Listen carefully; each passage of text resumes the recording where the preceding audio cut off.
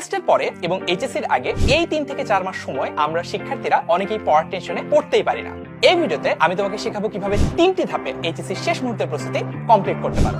প্রথম ধাপ, একটি রুটিন মাফিক পড়ালেখা করতে হবে। আজকে তুমি 3 ঘন্টা পড়লে আর কালকে 18 ঘন্টা, পরের 2 দিন হয়তোবা তোমার কোনো হদিশই নেই। এভাবে পড়াচ্ছে নিয়মিত টাইম মেনটেন করে পড়ালেখা করো, তাহলে তোমার ফলাফল অনেক বেশি ভালো হবে। এখন তাহলে দেখে ফেলি একটা প্রপার রুটিন কিভাবে বানাতে হয়। সপ্তাহে 7টা দিনই আমরা পড়ার জন্য আলাদা আলাদা করে টাইম স্লট রাখবো। আরেকটা এক্সট্রা কলাম লাগবে যাতে করে আমি টাইম স্লটটা লিখতে পারি, অর্থাৎ এই যে 7টা থেকে 10টা থেকে 1:30টা থেকে।